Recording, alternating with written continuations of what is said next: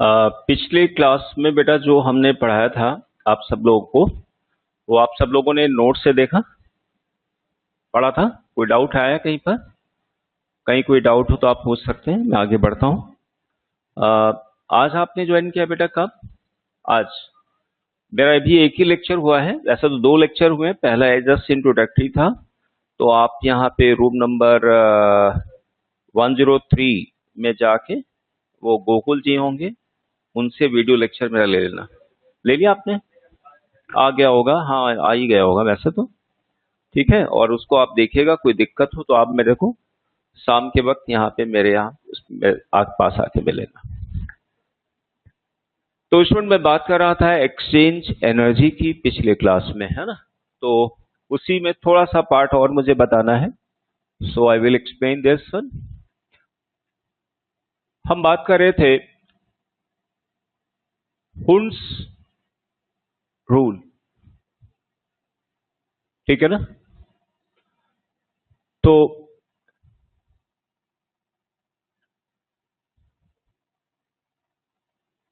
ठीक बेटा,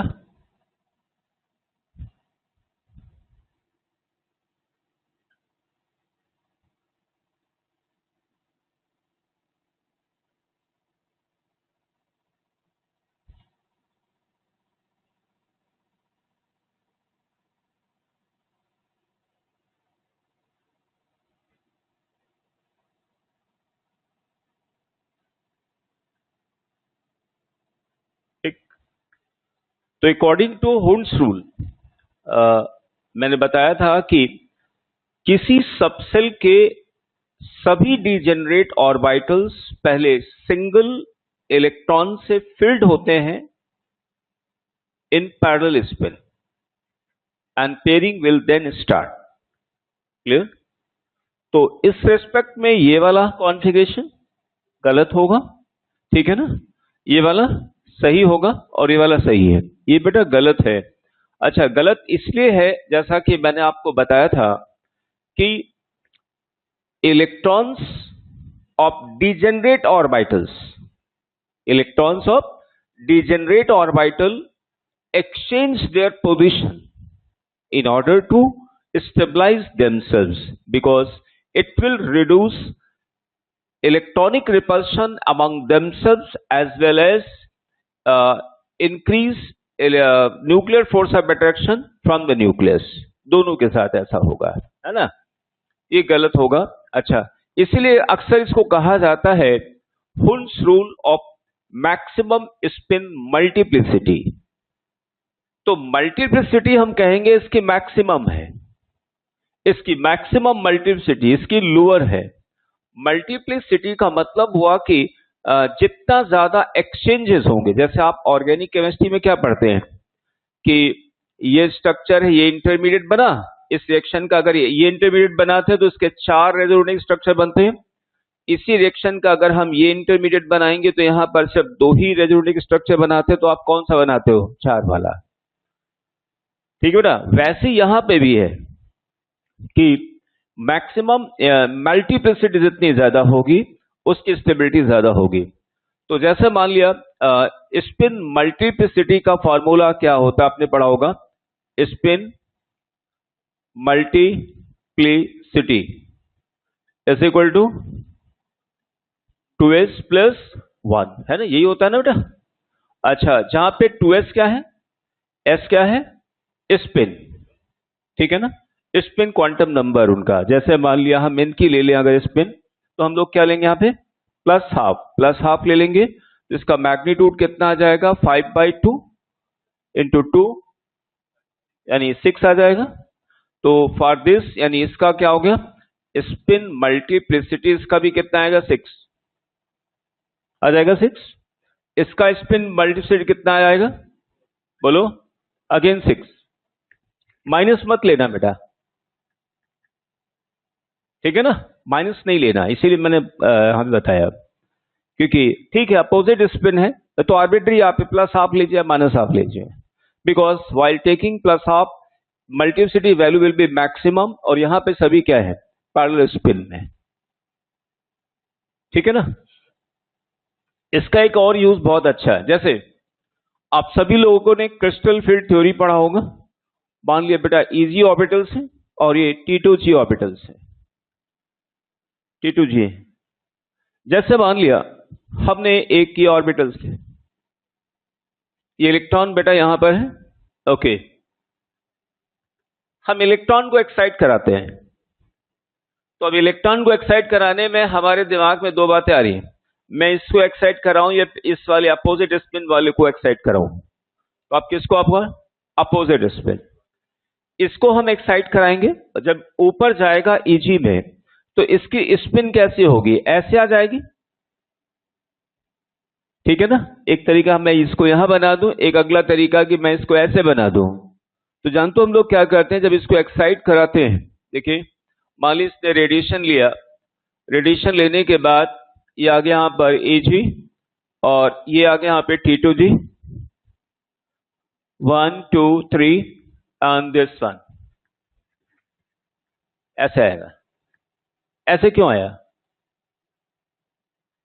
ऐसे इसलिए आ गया स्टूडेंट कि यहां पर क्या होगा, now spin multiplicity will be what, maximum. यानी जब भी आपको इलेक्ट्रॉन कहीं भी एक्साइट कराना है, कहीं भी भरना है, तो उस डिजेनरेट ऑर्बिटल में स्पिन सेम आनी चाहिए, मैक्सिमम शुड भी होना चाहिए। Spin multiplicity should be what, maximum, because it will stabilize because of what, loss of exchange energy, energy exchange बढ़ेगी, ऐसा आएगा। ठीक है ना। जैसे मान ली एक और केस ले लें, मान ली सपोज करिए मैं यहां पे पेयर करा दूं, तो अगला इलेक्ट्रॉन को कहां ले जाओ, एक और तरीका देखें। मान ली ऐसा कर दिया, अब तो क्या मैं इसको ऐसे ले जाऊं, एक तरीका, इसको एक्साइट कराऊं मैं, तो अगर एक्साइट कराएंगे तो बेटा क्या होगा, एक इसको ऐसे ले जाएंगे, मैक्सिमम स्पिन वेलोसिटी।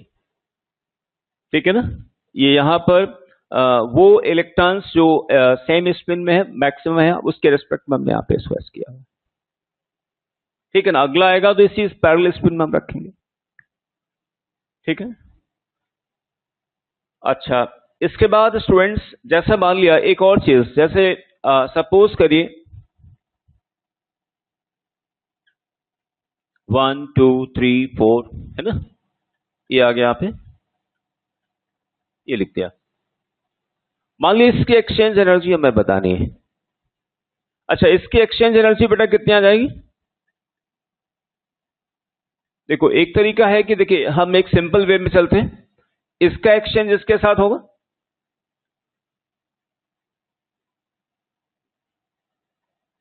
कितने, इसने कितने एक्सचेंजेस किए, 4, 4 एक्सचेंजेस।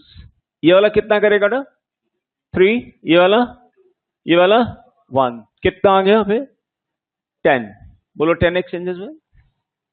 तो एक्सचेंज एनर्जी कितनी हुई, exchange energy equal to -10E। Actually exchange energy चूंकि स्टेबलाइज होता है, इसलिए क्या होगा, रिलीज होती है, एनर्जी रिलीज होती है। ठीक है ना। इसी को फॉर्मूले फॉर्म में आप लोग चूंकि मैथमेटिक्स अच्छे तरीके से जानते हैं, अगर इसी को फॉर्मूले के फॉर्म में हम लोग लिखें तो कैसे लिखेंगे स्टूडेंट्स? देखिए exchange energy is equal to n times n-1 divide by 2, जहां पर n क्या है, नंबर ऑफ अनपेयर्ड इलेक्ट्रॉन्स। तो अनपेयर्ड इलेक्ट्रॉन यहां पर कितने हैं, 5, तो 4 यानी 20 डिवाइड बाई 2 यानी 10।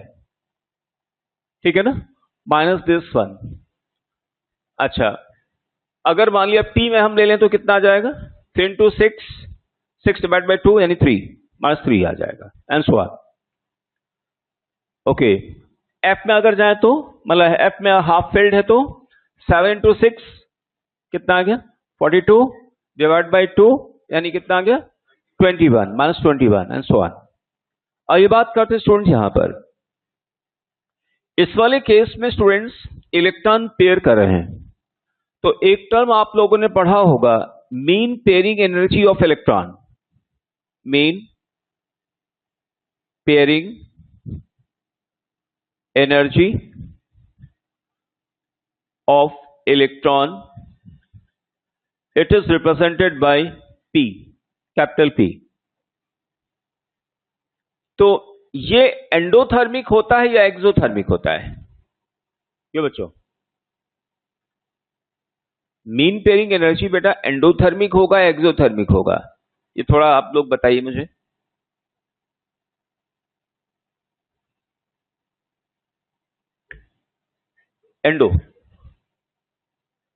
एंडोथर्मिक होगा. वाई? देखिए, दो इलेक्ट्रॉन को एक ही ऑर्बिटल में हम रख रहे हैं, तो इलेक्ट्रॉन इलेक्ट्रॉन रिपल्शन होगा. इलेक्ट्रॉन इलेक्ट्रॉन रिपल्शन के कारण क्या होगा? हमें we have to supply energy to hold two electrons in a given orbital against electronic repulsion. यानी इलेक्ट्रॉन इलेक्ट्रॉन रिपल्शन को ओवरकम करने के लिए हमें बेटा क्या करना पड़ेगा? हमें उसको रखने के लिए हमें क्या होगा? बाहर से उसको फोर्स लगाना पड़ेगा, हमें एनर्जी देनी पड़ेगी, तब उसको मोल्ड कर सकते हैं. तो पेयरिंग एनर्जी हमेशा एंडोथर्मिक होगा बेटा, एक्सचेंज एनर्जी क्या होगा? एक्सोथर्मिक होगा, है ना. तो अगर मान लिया इसकी देखिए, इनसे बेटा कितना होगा? जो सेम स्पिन वाला, देखिए इसकी एक्सचेंज एनर्जी अगर मान लिया निकालना चाहे तो टोटल स्टेबलाइजेशन 1 2 3 4, फिर ऐसे बेटा यहां से 5 6, है ना. इस तरीके से आप बना सकते हैं. ये एक्सचेंज कितना करेगा? 4, ये 3, ये 2, ये 1. अच्छा, ऐसे ही ये अपोजिट स्पिन वाले ये इससे एक्सचेंज करेगा. चलिए एक और बढ़ा देता हूं बेटा, है ना. मान लीजिए आ गया पे. अब ये वाला इसने एक्सचेंज किया, ये वाला इसने एक्सचेंज किया, यानी ये कितने कर रहा? 2. तो ये वाला कितना करेगा? 1. ये 2 करेगा, ये वाला 1 करेगा. यानी इससे कितनी बनी? 3 एक्सचेंजेस. और इससे बेटा एक्सचेंजेस कितनी बनी? 10 एक्सचेंज है. यानी टोटल यानी स्टेबलाइजेशन कितना हुआ? Total stabilization of electronic distribution is equal to -10E -3E plus कितने बेटा इलेक्ट्रॉन लगाए आपने पेयर के? 3 प्लस 3P. यानी इसका मतलब हुआ -13E प्लस 3P.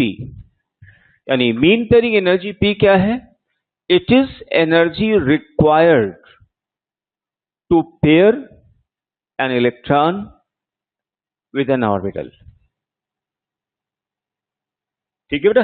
यहां पे जैसे मान लीजिए इसी का कंट्रास्ट हम ले, एक मिनट बेटा, मान लिया क्रिस्टल फील्ड थ्योरी आती तो होगी सब बच्चों, है ना. देखिए जैसे बेटा मान लिया हमने एक कॉम्प्लेक्स ले लिया, ये 1 2 3 4 5, ठीक है ना. सॉरी, ठीक है ना. और हम बात करें इस वक्त cobalt, water whole 6 and 3 plus, है ना. ये 3d6 हो गया बेटा. और जब इलेक्ट्रॉन को हम भरते हैं तो आपने देखा होगा इस टाइप का कॉन्फ़िगरेशन आता ना, आता ना. तो यहां एक्सचेंजेस कितने थे? यहां स्टेबलाइजेशन बेटा कितना था? बोलो, यहां स्टेबलाइजेशन कितना हुआ? -10E plus single P. लेकिन जब हम यहां आते तो एक्सचेंज एनर्जी यहां पर कितना हुआ? यहां स्टेबलाइजेशन कितना हुआ? देखिए यहां पर हम स्टेबलाइजेशन हो गया कितना? -3E plus 3P is equal to -6E plus 3P. लेकिन यहां पर 3P ऑलरेडी 1P ऑलरेडी था, तो यानी इसकी जो यहां पर बेसिकली एक्स्ट्रा कितनी पेयरिंग लगाई? -3P है, लेकिन एक्स्ट्रा पेयरिंग आपने 1 लगाई ना. इसीलिए आपने देखा होगा कि जब हम CFSE वैल्यू निकालते हैं तो सिर्फ 2P लिखेंगे. जब CFSE वैल्यू निकालते हैं, क्रिस्टल फील्ड स्टेबलाइजेशन एनर्जी निकालते हैं, तो एक्स्ट्रा पेयरिंग कितनी की? एक्स्ट्रा 2 की ना. तो यहां पर क्या लिखा जाएगा? CFSE में 2P आएगा. 3p तो मैंने स्टेबलाइजेशन के पॉइंट से लिखा हुआ है। तो अब आप देखिए जरा यहां क्या हुआ, यहां -10 ही था, यहां -6 ही आ गया, तो there is loss in exchange energy. इसीलिए जब हम लोग क्रिस्टल फील्ड थ्योरी पढ़ते हैं तो वहां कहते हैं ना, स्प्लिटिंग के कारण there is a loss, it may be loss in exchange energy. इस लॉस इन एक्सचेंज एनर्जी की भरपाई कौन करेगा? लिगेंड और मेटल केटायन के बीच अट्रैक्शन जो है, उससे जो एनर्जी निकलती है वो इस लॉस को पूरा करेगा बेटा। ठीक है ना? बाकी आगे बताएंगे हम आपको क्रिस्टल फील्ड थ्योरी में कैसे क्या होता है ना? एक तो ये हो गया पेयरिंग एनर्जी, समझ में आया बात है? अच्छा, अब आगे बढ़ते हैं। कोई डाउट क्वेश्चन किसी बच्चे का? इसके बाद हम आगे बताएंगे आपको, हमने आपको पॉलिस बता दिया, हुंड्स बता दिया, अब बताना चाहते हैं अबाउ प्रिंसिपल क्या है, उसके बारे में बात करते हैं।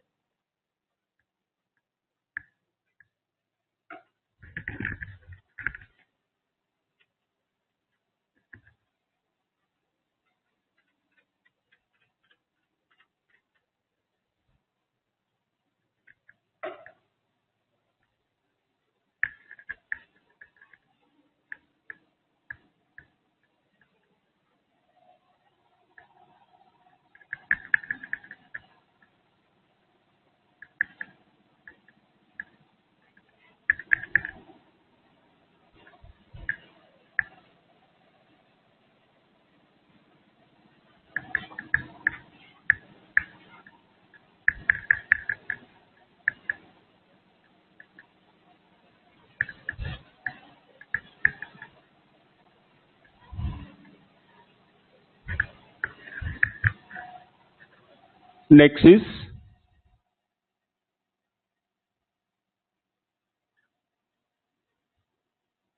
अबाउस प्रिंसिपल।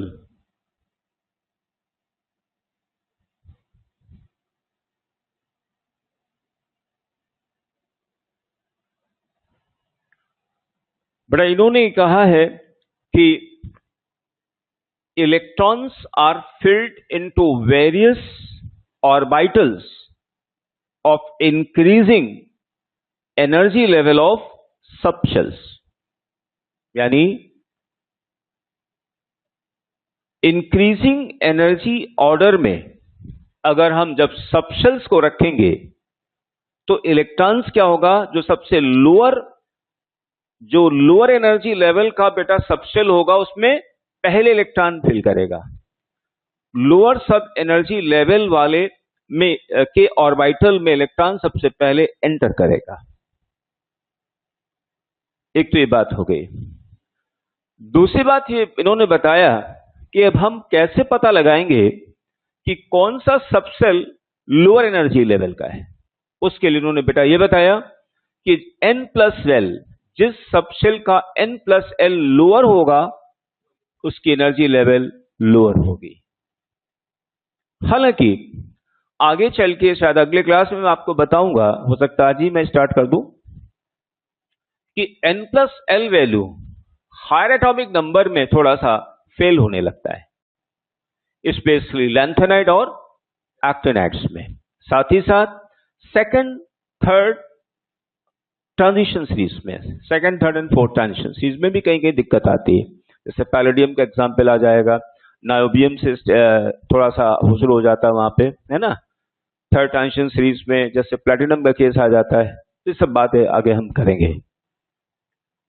दो बातें हो गई। तीसरी, पहले दो बातें बता दें, है ना। तो जैसे मान लिया यहां पे, मान लिया बेटा पहला शेल है ना। तो अगर हम n=1 मानते हैं बेटा, तो n=1 में कितने सबशेल होंगे सब लोग बताओ? एक। कौन सा सबशेल होगा बेटा? 1s होगा। अच्छा, n=2 में 2s होगा, है ना, 0 and 1, और बेटा 2p होगा। n+L इसका लिख दिया जाए तो कितना होगा? 1। n का मतलब 1, L का मतलब 0, तो n+1 मैंने यहां लिख दिया। इसका बेटा 2, इसका सब लोग बोलो 3। फिर n=3, 3s, 3p और 3d। n+L बोलो 3, 4, 5 है ना। फिर n is equal to 4, 4s, 4p, 4d, 4f है ना। तो यहां कैसा हो गया 4, ठीक है ना। फिर 5, 6, 7, n is equal to 6, sorry 5, 5s, 5p, 5d, 5f, 5g, ठीक है ना। तो 5, 6, 7, 8, 9, n is equal to 6, 6s, 6p, 6d, 6f, 6g and 6h. 6, 7, 8, 9, 10, 11. Clear. तो सबसे पहले बेटा हम लोग किसको भरेंगे, है ना। 1s, मैं इसको ऐसे कट नहीं कर रहा हूं, अंडरस्टूड, ऐसे बताता हूं। तो सबसे पहले हम लोग क्या करेंगे, 1s को भरेंगे, है ना। तो 1s की energy level order of energy level of various subshell,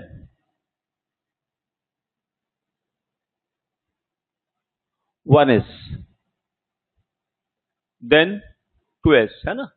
2 आ गया, देन बेटा बोलो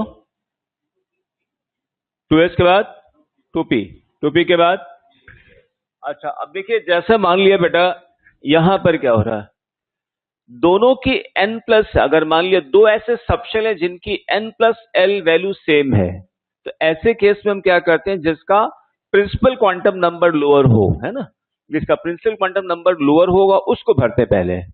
तो इन दोनों का 3 3 दोनों में आ रहा, लेकिन प्रिंसिपल क्वांटम नंबर 2 है, लोअर है, इसको पहले भरेंगे। तो 2p के बाद 3s, 3s के बाद 3p है ना। अब 3p एंड 4s में देखिए दोनों का principal quantum n plus L same है, तो किसको भरेंगे हम लोग, बोलो प्रिंसिपल क्वांटम नंबर। आगे यहाँ पे 4s, 4s के बाद 3d, 3d के बाद 3d के बाद सॉरी सॉरी एक मिनट, 4p आ गया, ठीक है ना, 4p,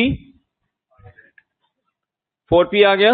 अच्छा अब हम लोग किस में जाएंगे, 5s, देखो यहाँ पे 4p आ गया, और यहाँ पे आप देख रहे हैं, और ये 3d तो हमने भर दिया, 3d भर दिया, 3d के बाद 4p आ गया, 4p के बाद हम आएंगे 5s पे, देन 5s, 5s के बाद बेटा बोलो 4d, 4d के बाद 5p, 5p के बाद 6s है ना, 6s आएगा। 6s के बाद इनके अनुसार जैसे मान लिया अगर हम 6s कहते हैं, ये 6s आ गया है ना, 6s, 6p, सॉरी 5p, और यहाँ पे 4d, यहाँ पे 4d हो चुका है, 5p हो चुका है, ठीक है ना, हो चुका ना। अब हम लोग चूंकि 6 पीरियड में चल रहे हैं, तो इसका मतलब यहाँ पर और क्या आना चाहिए बेटा, आगे बढ़ते हैं यहाँ पे 4f, ठीक है ना, 4f के बाद 5d, 4f और 5d and then 6p and so on. लेकिन आप जब देखेंगे यहां पर इस जगह पर थोड़ा क्या होगा, n प्लस एल वैल्यू थोड़ा गड़बड़ करती है। ऐसे यहां पर 5f एंड 6d पे भी प्रॉब्लम आती है। यहां से शुरू होता है क्या, लेंथेनाइड्स है ना। तो इसलिए मैं यहां पर इसको ऑलमोस्ट थोड़ा सा अप्रॉक्स लिख के चलता हूं, बाकी हम एक्सप्लेन करेंगे क्या होता है कैसे होता है, ठीक है ना। और इसको लिखने के लिए मैं तो ये कहूंगा सबसे बेस्ट है तो क्या तरीका है, आप पीरियोडिक टेबल याद रखिएगा, आता ही सबको। जैसे फर्स्ट पीरियड में क्या हुआ, 1s, सेकंड में, थर्ड में एस एंड पी आएगा। फोर्थ पीरियड में डी शुरू होगा ना, तो पहले देखिए आपका ये आ गया यहाँ पे बेटा क्या, ये एस हो गया, ये डी हो गया और ये पी हो गया, यही तो है ना टेबल। और नीचे यहां पर क्या है, एफ है, ठीक है ना, एफ हो गया, एस हो गया, डी हो गया एंड पी हो गया, ठीक है ना। तो ये शुरुआत होता है कहां पे, फोर्थ पीरियड से। तो जब फोर्थ पीरियड में चलेंगे तो यहां पर जो पीरियड नंबर होगा उसी का एस एंड पी का सेम वही प्रिंसिपल क्वांटम नंबर होगा। डी यहां पे एक लोअर हो जाएगा ना, तो 4s फिर 3d, 4s 3d 4p, 5s 4d 5p, फिर यहां बेटा 6s, 6s के बाद एक एक्चुअली यहां पर क्या आता है, ये थर्ड ग्रुप आता है, फिर यहां पे इलेक्ट्रॉन डी में जाएगा, डी के बाद फिर एफ आ जाएगा और एफ से निकलने के बाद फिर हम वापस यहां जाते हैं, फिर ऐसे शुरू होगा। 6 पीरियड में जानते हो क्या हो, पहले 6s, 6s के बाद 5d1, 5d1 and then 4f, फिर अगेन 5d, फिर अगेन 5d में आएंगे, देन 6p, ऐसे 7 में आइए, 7s, फिर बेटा 6d1, फिर 5f, देन वापस d में 6d and 7s, 7p sorry, खत्म। बाकी लेंथेनाइट वगैरह बताएंगे तो हम इसका एक्सप्लेनेशन भी आपको देंगे, ऐसे आप याद रखिए। ये सब तो शुरुआत की बातें होंगी, जब आप लोग 11th में आते तब बताया जाता है इस तरीके से, है ना। ओके, अच्छा यहीं पर एक चीज और स्टूडेंट्स हैं, लेकिन अब तक हमने दो बातें बताई कि एनर्जी लेवल ऐसे आएगा, इलेक्ट्रॉन पहले यहां आएगा। दूसरी बात हमने बताई बेटा क्या, कि n+l रूल क्या है ना, लोअर वाला पहले भरेगा, इक्वल है तो कैसे करेंगे। एक और बात है, अगर 1 इलेक्ट्रॉन सिस्टम है,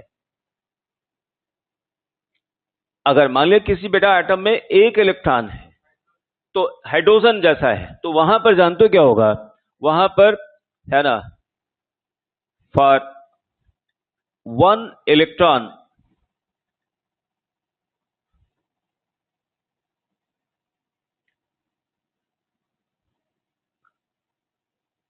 containing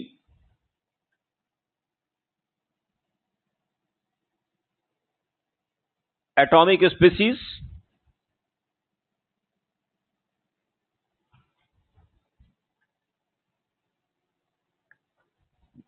one is less than 2s 2p, then 3s 3p 3d,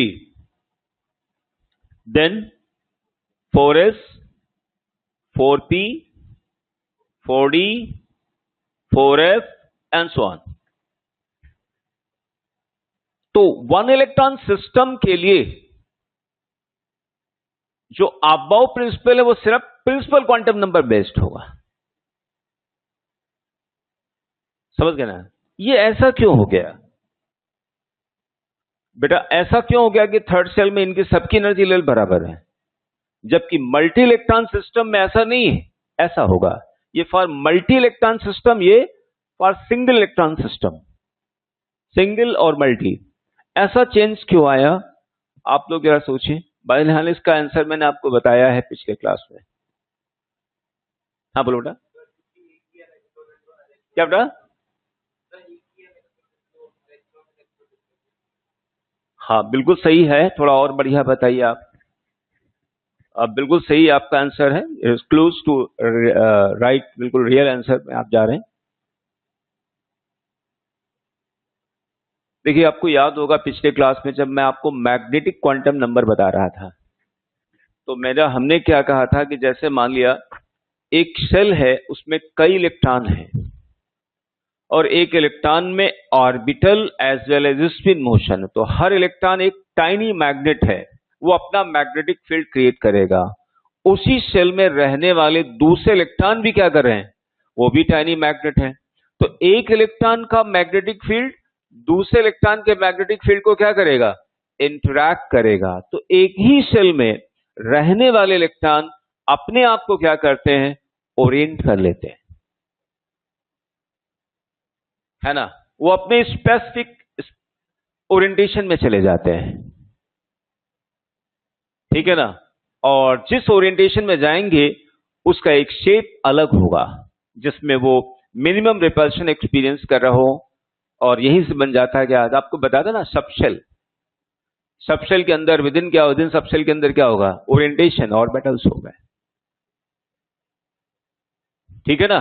तो क्योंकि वहां पर कोई दूसरा इलेक्ट्रॉन तो है नहीं, तो कोई मैग्नेटिक फील्ड और तो है नहीं वहां पर, ये सब लेवल बेटा क्या होंगे, जब कोई रिपल्शन ही नहीं करने वाला तो उसके लिए सभी क्या है, एक सेल में सभी बराबर हैं, ये मामला है।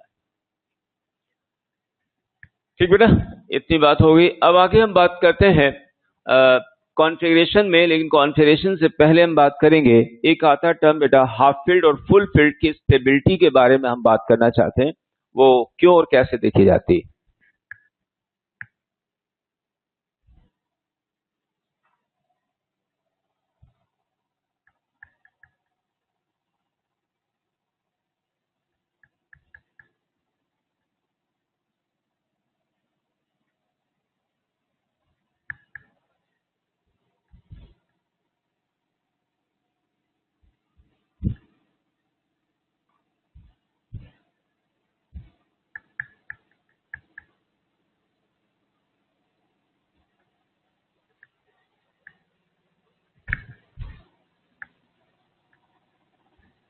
Next is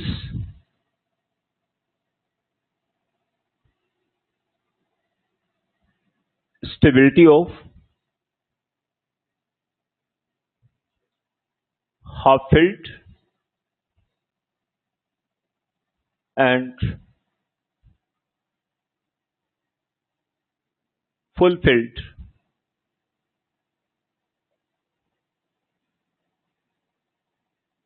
orbitals।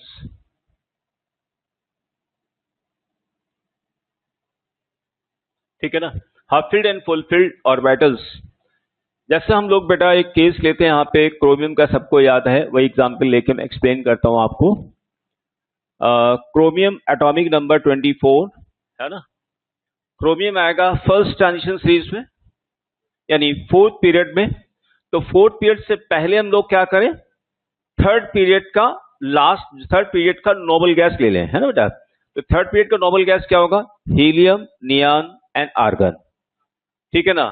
तो आर्गन हमने लिख दिया यहां पे, आर्गन का एटॉमिक नंबर कितना होगा, 18, ठीक है ना। यानी तीन पीरियड खत्म हो गए, अब हम चौथे पीरियड में आ रहे हैं। तो चौथे पीरियड की शुरुआत किससे करेंगे, पहले एस आता है, तो हम क्या लिखेंगे बेटा यहाँ पे, 4s, 4s के बाद फिर क्या लिखेंगे, 3d आएगा, ठीक है ना। तो अगर हम यहाँ पे 4s लिखते हैं, 4s लिख दिया मैंने,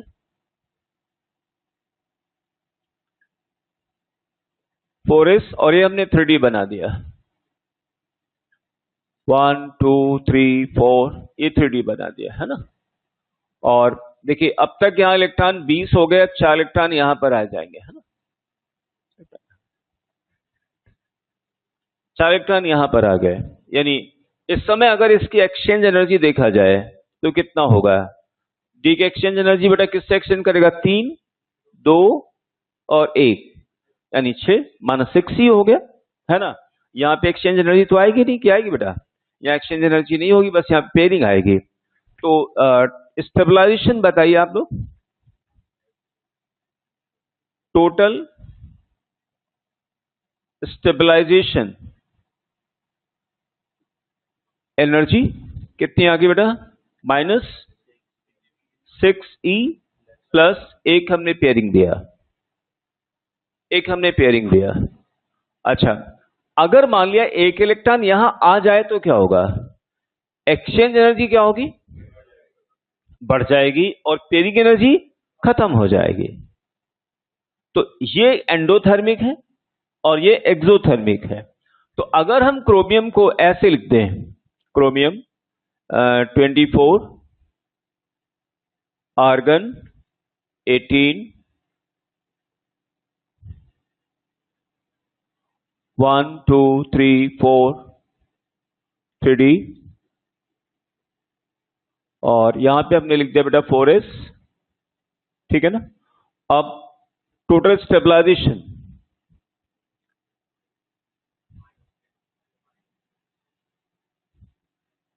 एनर्जी कितना हो गया, -10E। तो स्टेबलाइजेशन हैज बीन इंक्रीज्ड, ठीक है ना।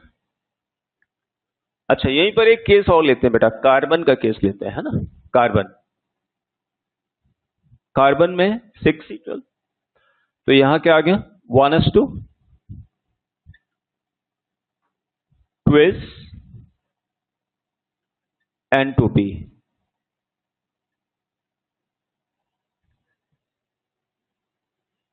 2s N2P, ठीक है ना। अच्छा, यहां पे अगर हम बात करते हैं स्टूडेंट्स, और एक मैंने इसको ले लिया, कार्बन 6 1s2 2s N2P,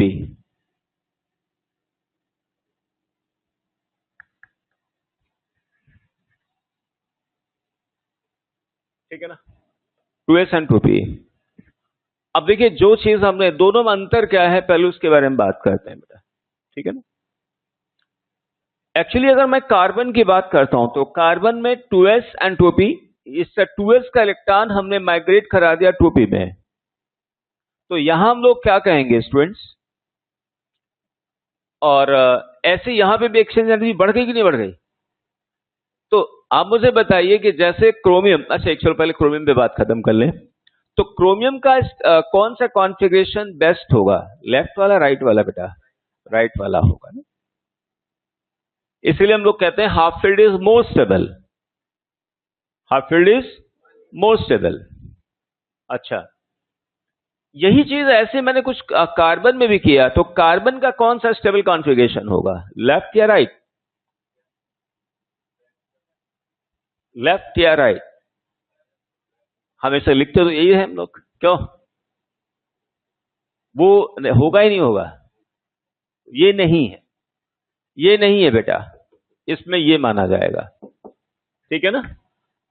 अब सवाल उठता है कि ऐसा वहां क्यों हुआ, ऐसा यहां क्यों हुआ। देखिए अंतर है, यहां पे पहले इस सेल में, सेम सेल है, इस सेम सेल में हमने पहले 2s भरा और 2p भरा, सेम सेल में पहले 2s फिर 2p भरा। वहां क्या है, कहने के लिए तो हमने 4s पहले भरा और बाद में 3d भरा, लेकिन 3d का प्रिंसिपल क्वांटम नंबर क्या है, लोअर है। d में इलेक्ट्रॉन आने के बाद जानते क्या हो जाता है, d ऑर्बिटल की शील्डिंग क्या होती, पुअर हो जाती, it moves towards the what nucleus, और इलेक्ट्रॉन निकालना हमारे लिए क्या होगा, डिफिकल्ट होता है। चलिए आप लोग तो 13 के स्टूडेंट्स हैं, आप अच्छा जानते हैं। अच्छा बताओ बेटा, मान लिया कभी क्रोमियम से हमें इलेक्ट्रॉन निकालना हो, तो इलेक्ट्रॉन कहां से निकलता है, डी से निकलता है, एस से निकलता है, बोलो। डी से क्यों नहीं निकलता, जबकि हम लोग भरते पहले क्या है, हम लोग भरते हैं पहले क्या, क्रोमियम 4s2 और फिर हम लोग लिखते हैं 3d5, ऐसे मान लीजिए, चलो ऐसे लिख दिया, तो निकलना तो इलेक्ट्रॉन यहां चाहिए, लेकिन हम लोग निकालते यहां से, ऐसा क्यों, क्योंकि इलेक्ट्रॉन्स, एक्चुअली इसका रीजन ये ऐसे है, देखिए न्यूक्लियस आ गया बेटा, ये न्यूक्लियस आ गया, ये यहां पर 3d हम मान लेते हैं, यहां पे ये 3d है, ये यहां पर 4s हमने मान लिया है, 4s। तो एक्चुअली होता क्या है कि जैसे मान लिया हम 21 पर आए, कहां पर, मान लिया हम आए बेटा यहां पे, पहले 4s में इलेक्ट्रॉन गया, अब उसके बाद जब 3d में इलेक्ट्रॉन की बात आती, तो जब इलेक्ट्रॉन यहां पर आता है, या इसको ऐसे सपोज कर लीजिए कि 3d का एनर्जी लेवल ऊपर है, अब इसके अनुसार मैं दिखाता हूं, 4s आ गया, अब यहां पर आ गया 3d, ये 3d आ गया, ठीक है ना, इसके अनुसार 4s एंड 3d। किसी एटम में एक्चुअली जब इलेक्ट्रॉन को भरते हैं, तो इलेक्ट्रॉन हमेशा वही पोजीशन ऑक्युपाई करता है जहां वो न्यूक्लियस में प्रेजेंट प्रोटॉन से ज्यादा अट्रैक्शन फील करे, स्टेबलाइज ज्यादा हो। तो मान लिया 4s में इलेक्ट्रॉन चला गया बेटा, अब इलेक्ट्रॉन चला गया तो उसके बाद जानते हो क्या हुआ, अब इलेक्ट्रॉन 3D में भरना शुरू हुआ, ये 3D, ये 3D। तो जैसे इलेक्ट्रॉन 3D में आया, यहां प्रोटॉन आया, और सभी लोग जानते हैं कि D की जो कहना चाहिए इलेक्ट्रॉन की बेटा शील्डिंग क्या होती है, पुअर होती है, बिकॉज ऑफ लार्ज साइज। तो जैसे डी इलेक्ट्रॉन में आता है, इसका एनर्जी लेवल डाउन हो जाता है।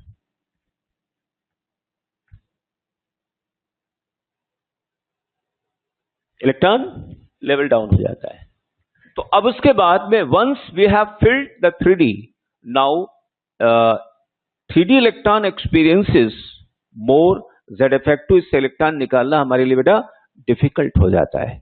तो आसान कौन सा होगा, 4s, इसलिए यहां पे लग जाए। लेकिन अगर हम ये कार्बन की बात करें तो कार्बन में क्या है बेटा, ये कार्बन आ गया, ये 2s और ये 2p। कार्बन में ऐसा नहीं होता है, 2p की लोअरिंग नहीं होगी, पहले 2s भरा जाएगा फिर 2p भरा जाएगा। यहां पे ऐसा नहीं हो पाता है, ठीक है ना। तो इसलिए स्टूडेंट आपको बता दें, यहां पर हम लोग कैसे बोलेंगे, इसको ऐसे बोलेंगे, मान लिया वो वाला नॉलेज ना हो तो हम जानते हो क्या बोलेंगे कि D और F में हाफ फील्ड और फुल फील्ड का कंसेप्ट जानते हो कहां लगेगा, सिर्फ जब माइग्रेशन D और F में, अगर D या F ऑर्बिटल्स में एक इलेक्ट्रॉन की शॉर्टेज है इन हाफ फील्ड या फुल फील्ड, तो नियरेस्ट हायर एनर्जी वाले ऑर्बिटल से इलेक्ट्रॉन क्या होगा, माइग्रेट कर जाएगा। कहा लगा बेटा, डी और एफ में अगर एक इलेक्ट्रॉन की शॉर्टेज है तो इलेक्ट्रॉन जानते हो क्या होगा बेटा, nearest higher energy, nearest higher energy से इलेक्ट्रॉन माइग्रेट करेगा। यहां पर वही बात लगाएं बेटा, nearest higher energy, higher energy कौन सा है, 4s जाएगा, 3s जाएगा, सॉरी है ना, 3s जाएगा ना बेटा, वहां कोई इलेक्ट्रॉन है ही नहीं, ये तो लोअर में है, इसलिए ऐसा नहीं हो पाता। इसको मतलब अगर वो ईयर ना मालूम हो तो दिमाग न लगाने के लिए हम लोग ऐसा छोटे बच्चों को ऐसे बता दिया जाता है कि डी और एफ में। जैसे एक और आपको केस बताएं, आपको मान लीजिए स्टूडेंट्स, हम बात करते हैं एक यूरोपियम का कॉन्फ़िगरेशन लिखते हैं, europium 63 xenon 4f7 5d0 6s2।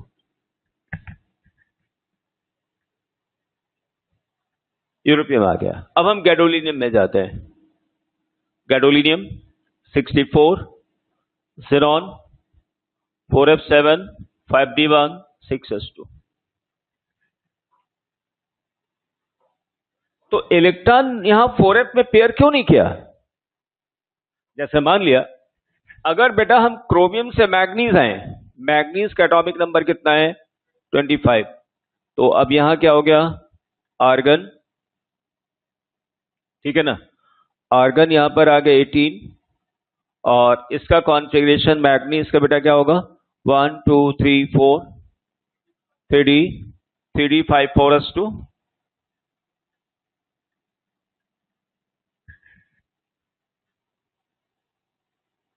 ठीक है ना। तो क्या बेटा हम ऐसा कह सकते हैं, एक बार और बताएं मुझे, क्या क्रोमियम से जब मैग्नीज जाएंगे तो 25th इलेक्ट्रॉन 4s में जाएगा, ऐसा मैं बोल सकता हूं क्या? ये कॉन्फ़िगरेशन सही है ना। तो इससे जब मैग्नीज में जाएंगे तो इसका मतलब 25th इलेक्ट्रॉन क्या 4s में जाएगा, ऐसा कहना सही है या गलत है? इसके बारे में आप लोग बताइए, बोलो। गलत है बेटा। 25th इलेक्ट्रॉन कहां जाएगा, डी में जाएगा, 4s में नहीं जाएगा। आप हमेशा कॉन्फ़िगरेशन लिखते हैं, इससे पहले वाले को मत सोचना, आप तो शुरू से सोचना, कहां से 20 के बाद सोचना, 20 के बाद अब जैसे मैग्नीज का कॉन्फ़िगरेशन लिखना है तो हम लोग क्या लिखेंगे? मैग्नीज का कॉन्फ़िगरेशन लिखना है तो हम ऐसे लिखेंगे आर्गन 18 है ना बेटा, फिर यहां लिख दिया 4s2, कितने हो गए? 20 20 हो गए ना, कितने बचे? 5, तो हमने 35 लिख दिया। यहां तक तो बिल्कुल क्या है, यहां तो सब बढ़िया है ना। अब जो बचे हुए इलेक्ट्रॉन हम कहां भेजेंगे? डी में भेजेंगे। तो इसलिए ये कहना गलत होगा कि 25th इलेक्ट्रॉन एस में जा रहा, ठीक है ना।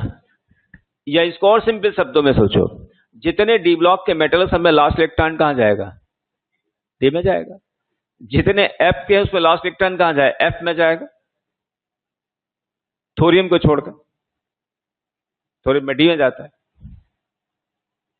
ठीक है ना। तो एक तो ये बात आ गई। हाँ, इसमें तो खैर कोई दिक्कत है ही नहीं और इसमें नहीं लगेगा। एक और केस बेटा यहां पे लेते हैं, कॉपर, और कॉपर का केस जो अच्छा केस है। हाँ, मैं कहना ये बेटा चाह रहा था कि अगर हम यूरोपियम से गैडोलिनियम आए तो यहां पे इलेक्ट्रॉन ने क्यों पेयरिंग नहीं की होगी? जैसे अगर हम कहते हैं कि यार गैडोलिनियम का कॉन्फ़िगरेशन ये हो जाता तो और अच्छा रहता, GD64, Xenon 54 and 4F8 5D0 6S2, हम ये भी तो लिख सकते थे, लेकिन ये क्यों लिखा? क्योंकि यहां आने से जानते हो क्या होगा? इसका स्टेबलाइजेशन घट गया ना, बिना वजह हमने पेयरिंग दे दिया यार। इससे तो बढ़िया क्या था, थर्ड ग्रुप में हाफ फिल रहने देते और थर्ड ग्रुप में ही तो एफ ब्लॉक आते ना, तो इलेक्ट्रॉन को हम डी में रहने देते। समझ गए ना बेटा? एक इसी एक्सचेंज एनर्जी का एक ये भी पार्ट है।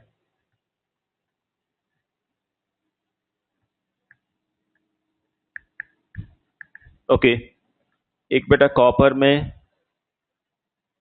बता देता हूं आपको एग्जांपल।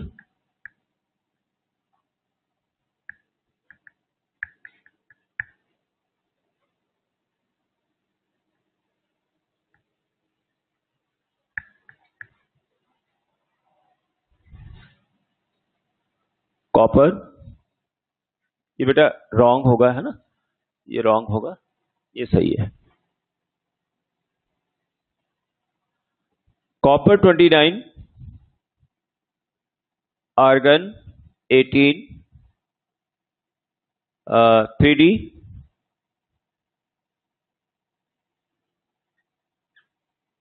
1 2 3 4,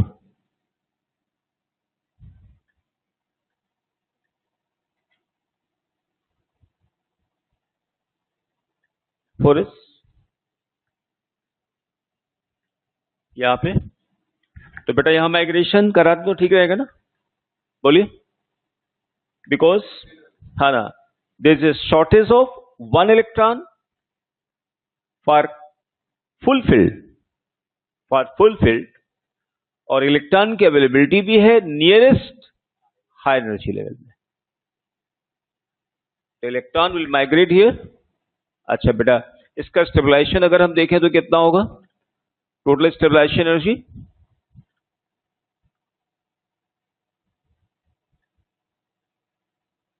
टोटल स्टेबलाइजेशन एनर्जी आप लोग बताओ बेटा कितना हो गया? -10E और -6E, यानी -16E आ गया, आएगा ना 16। अपोजिट वाले में बेटा ये कितना? 3 2 1, और ऊपर वाले 10 आ जाएगा, ठीक है ना। तो यहां पे ऐसे लिख दे रहा हूं -10E प्लस, या फिर आगे लिख देता हूं -6E प्लस बेटा हाउ मेनी पेयरिंग? 1 2 3 4 5, 5P आ गया, है ना, is equal to -16E plus 5P। 5 pairing लगे ना बेटा, 1 2 3 4 एंड 5। अच्छा, अगर हम माइग्रेट करा देते हैं तो बेटा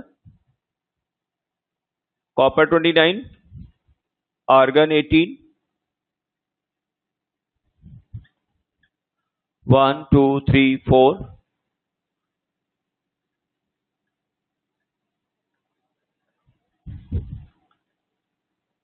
4s stabilization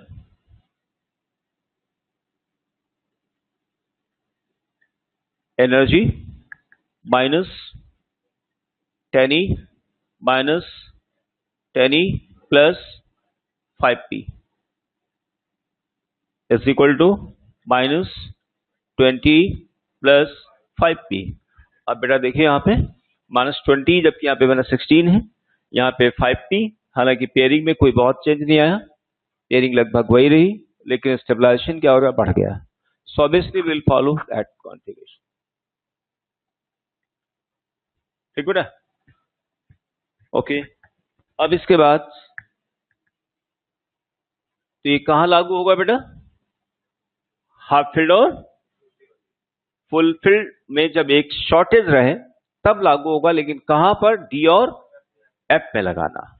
और आपको बता दें ये भी जो है सेकंड, थर्ड और फोर्थ ट्रांजिशन में जनरली लागू नहीं होता, इस बात का ध्यान रखना बेटा। कहां नहीं लागू होता बेटा, सेकंड, थर्ड और फोर्थ ट्रांजिशन सीरीज में जनरली लागू नहीं होता है। फर्स्ट ट्रांजिशन सीरीज में लागू होगा और आपके एफ ब्लॉक में भी लागू हो जाता है, एफ में लागू हो जाए, लेंथेनाइट और एक्टिनाइट्स। ठीक है ना, तो मैं इसको बता देता हूं, हटा दूं इसको। अच्छा, फिर कुछ कॉन्फ़िगरेशंस बेटा हम लिखाना सिखाते हैं आपको, है ना।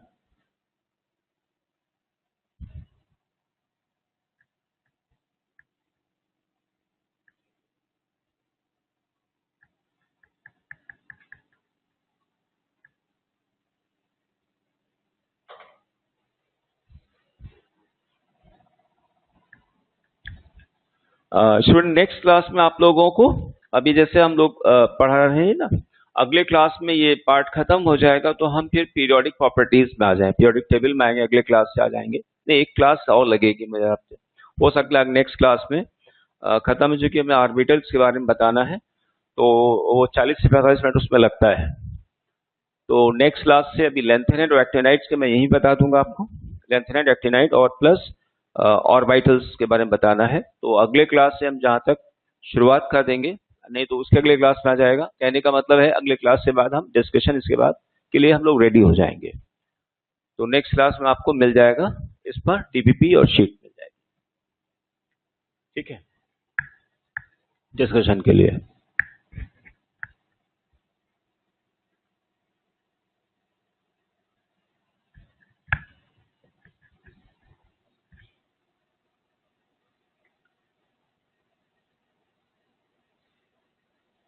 इलेक्ट्रॉनिक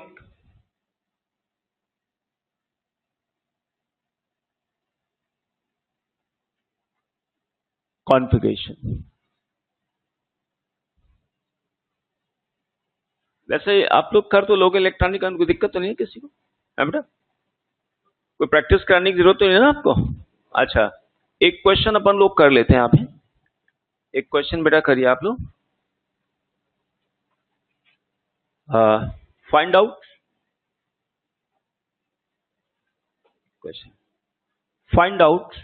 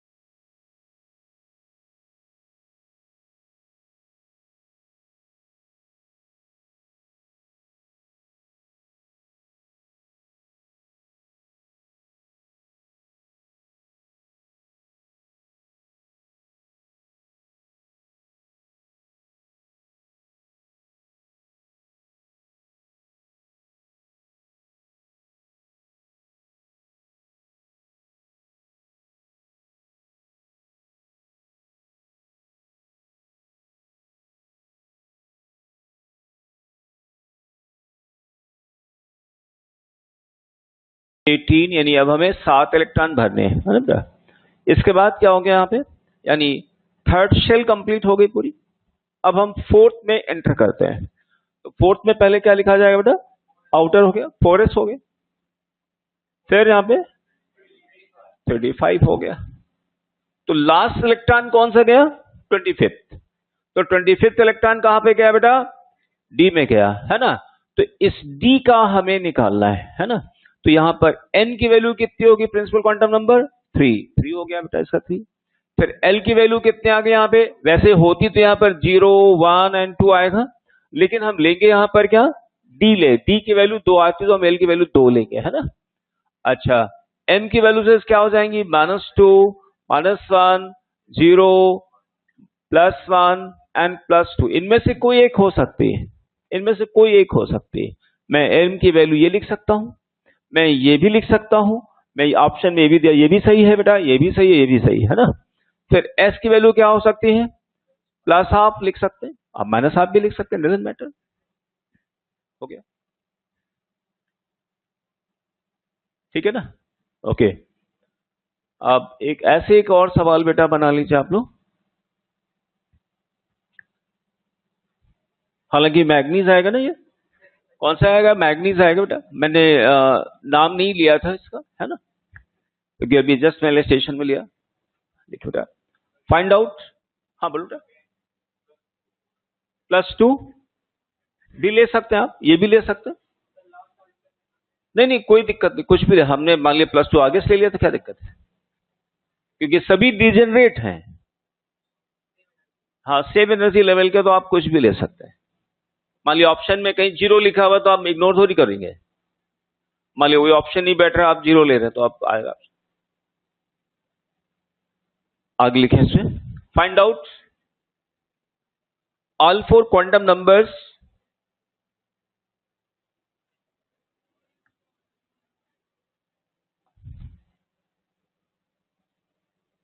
of last electron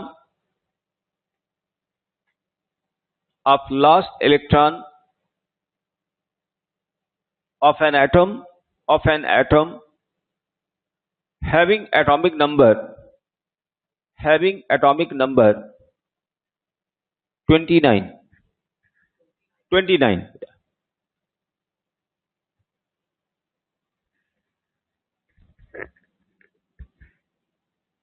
या 30th कर दो बेटा, सॉरी 29th इलेक्ट्रॉन करो। लास्ट में थोड़ा तुम लोग कंफ्यूजन ना करो, सर लास्ट तो नहीं है, कौन सा लास्ट का मतलब, लास्ट सेल वाला नहीं, लास्ट इलेक्ट्रॉन का मतलब आपको बता दें कि जेईई मेंस वाले पता नहीं अनसर्टेन लैंग्वेज क्या यूज करते हो लोग। लास्ट अगर कहा जाए इसका मतलब एटॉमिक नंबर में जो लास्ट आएगा उसकी बात करेंगे। वैसे होगा तो क्या बोले, लास्ट सेल। हो गया बेटा, बताओ बेटा क्या क्या किया आपने, 32 M2, इनमें से सभी बेटा कोई भी वैल्यू हो सकती है ना। ठीक है, ठीक है, बिल्कुल सही है, बिल्कुल ठीक है। हाँ, कॉपर आएगा बिल्कुल।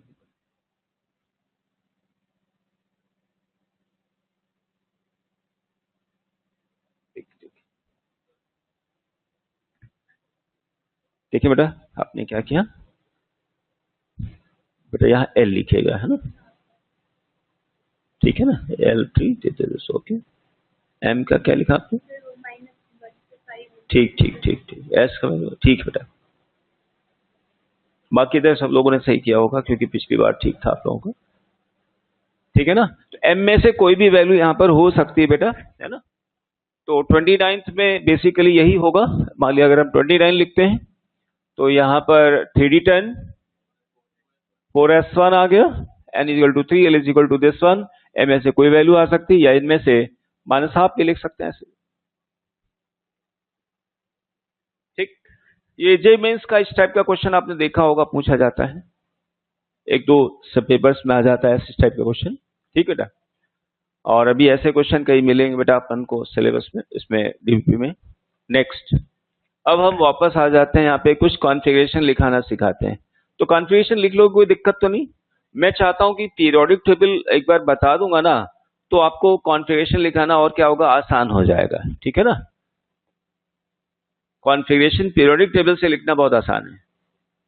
जैसा कि अभी मैंने बताया कि फोर्थ पीरियड है तो फोर्थ पीरियड में क्या, पहले 4s फिर 3d 4p।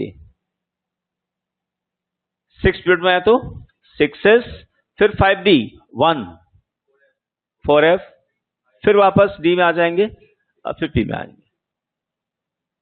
ऐसे याद रखेंगे तो कोई दिक्कत नहीं, कॉन्फ़िगरेशन दनादन आप लिख लो, चाहे पूरे का लिखा 112 112 कभी निकाल लोगे, है ना। अब हम बात करते हैं बेटा, थोड़ा लेंथेनाइट का स्टार्ट कर देता हूँ, 15 मिनट भी है अपने पास में। Lanthanides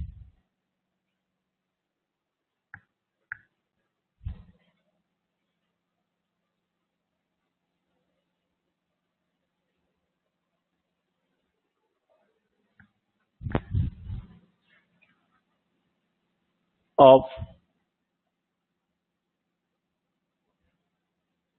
lanthanoids.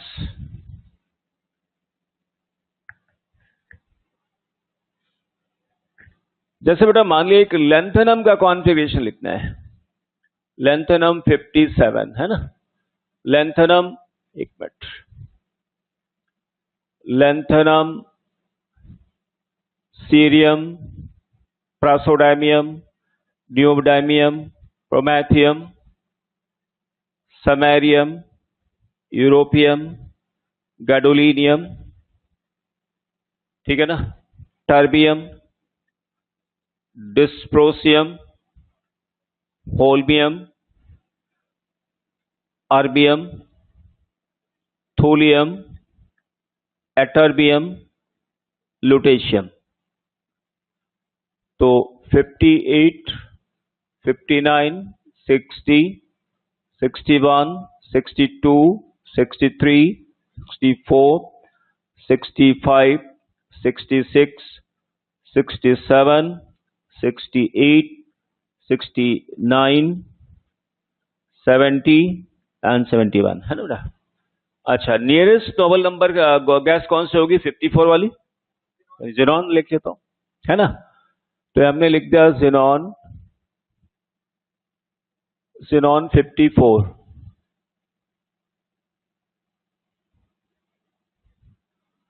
ये आपके जेई मेंस के पॉइंट ऑफ से बहुत इंपॉर्टेंट है ना बेटा, कॉन्फ़िगरेशन जेनॉन।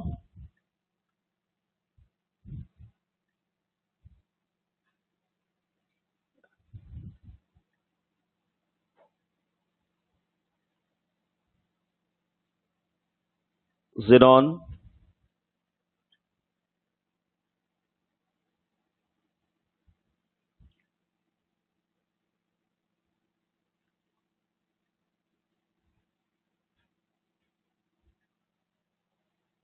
तो बेटा 54 के बाद आपको याद होगा, जैसे अभी हमने आपको अबव प्रिंसिपल बताया, तो अबव प्रिंसिपल का मतलब 54 का मतलब हो गया हमने क्या क्या यूज कर लिया, 5p तक पहुंच गए, 5s भर लिया, 4d भर दिया और 5p भर दिया। और 54 के आगे आना चाहिए यहां पर क्या बेटा, जैसे हम लिखते हैं जेनॉन लिखा, जेनॉन के बाद आना चाहिए अब क्या, 6s, फिर 4p 4f आना चाहिए, 5d आना चाहिए और फिर यहां पे 6p आना चाहिए। देखिए n+l वैल्यू अगर हम लिखें 6, 4 3 7, 5 2 7 और 6 7 7 7 बोला गया ना। देखिए जब तक, देखिए जैसे मान लिया अगर हम फोर्थ पीरियड में जाते हैं तो फोर्थ पीरियड में बेटा क्या हुआ, 4s फिर बेटा 3d एंड देन 4p। यहां देखिए n+l कितना हुआ 4, यहां बेटा 5, यहां पे 5 हो गया, 5 5, ठीक है ना। तो जो पहला s होगा उससे हायर यहां पर आएगी और ये बाकी सेम आएंगे, चाहे आप फोर्थ पीरियड में जाइए चाहे फिफ्थ में जाइए। सिक्स में बेसिकली क्या होगा, ये सिक्स में आप ये वाला सेंस है, ये और ये इससे एक हार जाएगा पी और ये वाले क्या होंगे, सेम रहते हैं। अच्छा होना चाहिए बेटा क्या, जैसे हमें मान लिया लेंथेनम का कॉन्फ़िगरेशन, इसके अनुसार बेटा क्या होना चाहिए, लेंथेनम का कॉन्फ़िगरेशन में कैसा आना चाहिए, लेंथेनम है तो इसके अनुसार हमें लिखना चाहिए 6s2। और बेटा बोलो, पहले हम 4f1 लिखना चाहिए, क्यों 4f1 लिखना चाहिए और 5d0 लिखना चाहिए, कॉन्फ़िगरेशन हमें लिखना चाहिए लेंथेनम का।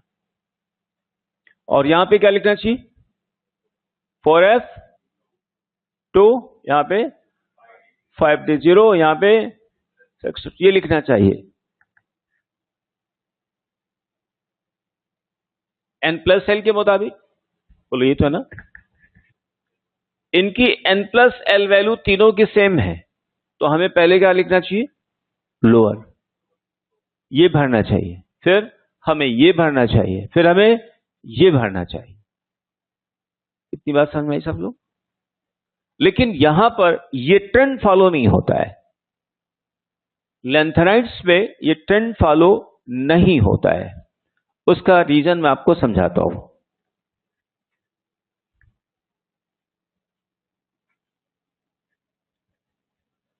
एक्चुअली बेटा ये न्यूक्लियस हो गया, ये न्यूक्लियस, और ये यहां पर आ गया 4f, और ये यहां पर आ गया 5d, और ये यहां पर आ गया 6s। ठीक, तो आना क्या चाहिए, मान लिया 4f में इलेक्ट्रॉन आना चाहिए, 6s के बाद इलेक्ट्रॉन 4f में आना चाहिए। लेकिन जैसा कि हमने आपको बताया कि जब इलेक्ट्रॉन ज्यादा हो जाते हैं तो n+l वैल्यू ज्यादातर क्या होता है, फेल होने लगती है। ठीक है ना। फर्स्ट ट्रांजिशन सीरीज तक कहीं कोई दिक्कत नहीं है, n+l धड़ल्ले से लगता है। उसके बाद second transition series, third transition series में कुछ प्रॉब्लम्स आती हैं, और लेंथेनाइट्स में भी आती हैं। ठीक है ना, इसलिए हमने कहा पीरियोडिक टेबल से बेस्ट रहेगा। ठीक है ना, आपको समझना। और मैं इसका एक्सप्लेनेशन देता हूं।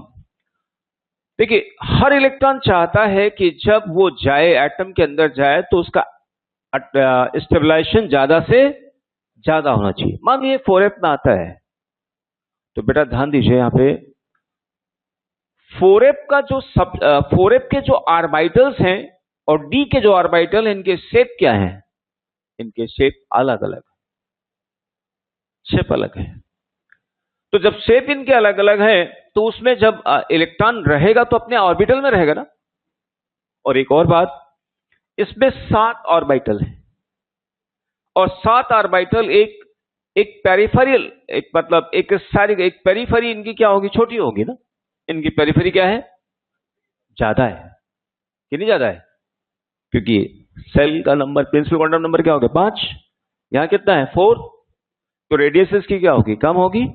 इसमें 7 ऑर्बिटल हैं, वो सातों ऑर्बिटल उस पेरिफेरी के अंदर यहां पर आने चाहेंगे। ठीक, उसके अलावा इसके अंदर यहां पर क्या है, यहां पे इलेक्ट्रॉन है ना बेटा, 4d वाले हैं, 4d है, 4d है, 4p है, इसके बाद बाकी अंदर सब इलेक्ट्रॉन बैठे हुए। तो जो इलेक्ट्रॉन यहां बैठे हुए हैं वो क्या करेंगे, इसको हो सकता है कि अगर मान लिया 4f में इलेक्ट्रॉन आता तो इसके शेप और साइज के मुताबिक ये इलेक्ट्रॉन जो है ये रिपल्शन ज्यादा फील करेगा और इसका एनर्जी लेवल क्या होगा, बढ़ जाएगा, अगर इसमें भरते हैं तो। लेकिन वहीं पर अगर इलेक्ट्रॉन इसमें आता है तो क्या होगा, इस ऑर्बिटल का साइज अलग है, इसमें 5 ऑर्बिटल है, और इलेक्ट्रॉन क्या होंगे एक दूसरे से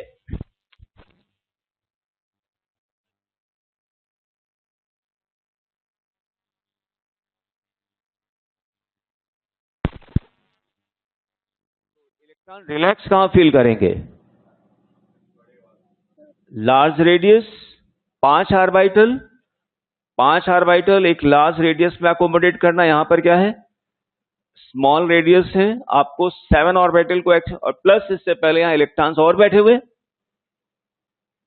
तो अगर इलेक्ट्रॉन को मैं यहां भरता हूं तो क्या होगा, रिपल्शन। और एक और बात बेटा, हो सकता है ये इलेक्ट्रॉन यहां रह जाता, कोई दिक्कत नहीं होती। क्यों, सवाल उठता है कि यहां पे जो न्यूक्लियस में जो प्रोटॉन है उनकी संख्या क्या है, अगर सफिशिएंट है। अच्छा एक बात बताओ बेटा, उसी इलेक्ट्रॉन को एक बार 4f में रखो, उस इलेक्ट्रॉन को 5d में रखो कि क्या किया, दोनों electron same number of proton से इक्वल रिपल्शन फील करेंगे, इनसे या ज्यादा डिफरेंट आएगा, डिफरेंट आएगा। जैसे मान लिया इलेक्ट्रॉन को एक बार मैं यहां रखूं, एक बार मैं यहां रखूं, सब कुछ वैसे ही है, तो क्या दोनों इलेक्ट्रॉन, दोनों ऑर्बिटल में इलेक्ट्रॉन रखने से ये वाले इलेक्ट्रॉन इनसे रिपल्शन सेम फील करेंगे, अलग अलग फील करेंगे? अलग क्यों फील करेंगे?